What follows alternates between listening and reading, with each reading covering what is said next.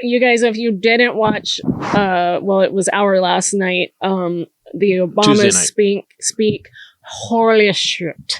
And they're funny. And Michelle Obama, the quote, they hit with truth, and it was like, oh, and inspiring and hopeful. And really, I mean, Obama talked about how embarrassingly childish he is with his little nicknames. And then he goes, and all he cares about is crowd size. And then his hands get closer together. And then he looks at his own hands as though he's surprised. And like, small trumpet. It was like, he's a comic. I'm like, he said Trump had a small dick in the coolest way anybody's ever said it. It was crazy. There's the childish nicknames, the crazy conspiracy theories, this weird obsession with crowd sizes. And I watched both of them, and again, I'll say it over and over again. Michelle Obama is obviously the president of America because she inspires, and the speech. People go watch it after you hear about the carnage, American carnage, and all this stuff from the Republicans, and this country's falling apart. We're not going to have a country left. And they're like, and then they cut to the audience, and it's us, it's white people, black people, to the nosebleeds, 2 arenas. There was, because Kamala was speaking in,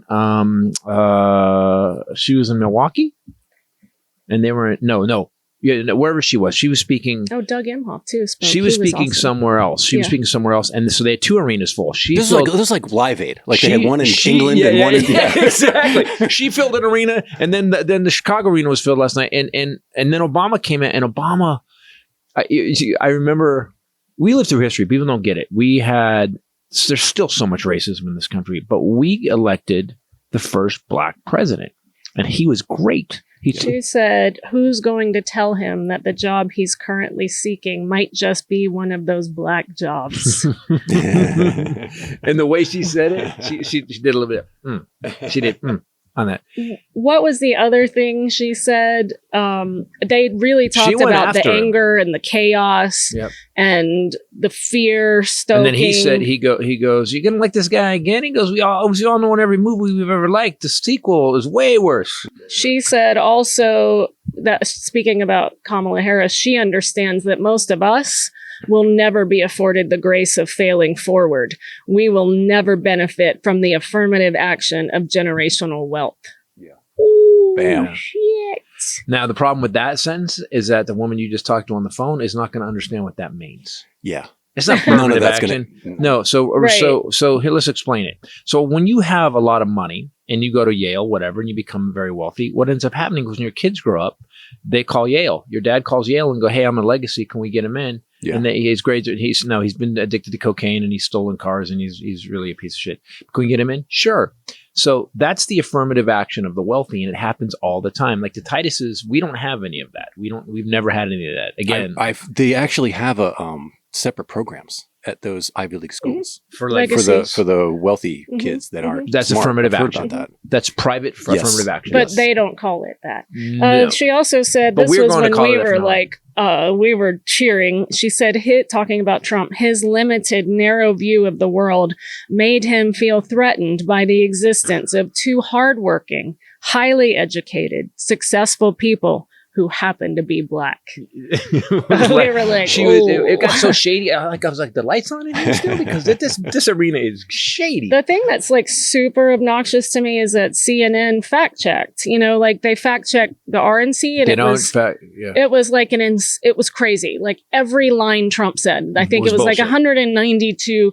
So they do their fact check last night. Here's how like pathetic it is. There's like 3 things, but it says, so Pritzker, the governor of Illinois, right. J.B. Pritzker, he made the comment that Donald told us to inject bleach. Remember? Right, and when he said that, I was like, I wish they'd stop saying bleach. It's disinfectant. He said disinfectant. Which covers CNN many things. Goes, facts first. Pritzker's claim is misleading. Trump never portrayed his ill-informed 2020 musings about the possibility of using disinfectant to treat COVID-19 as actual advice.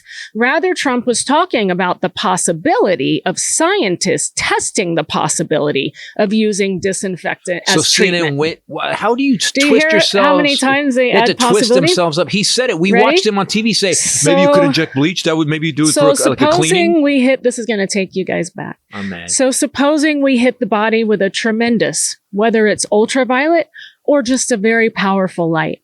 And I think you said that hasn't been checked because of the testing.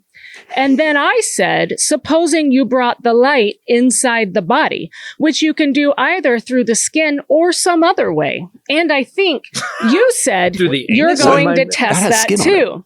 I see the disinfectant knocks it out in a minute, 1 minute. And is there a way we can do something like that by injection inside or almost a cleaning? So it turns out he said he should inject disinfectant. That's correct. So you just read what he actually said. So CNN is full of shit, as always. Yeah, I don't get it. I do. CNN got purchased by a right-wing billionaire. And the second they got fired, Don Lemon got fired. Everybody who's leaning hard left got fired. I watched people like Jim Acosta and people that I respected change the way they colored things. They've become Trump apologists. Well, but the media is so full of shit.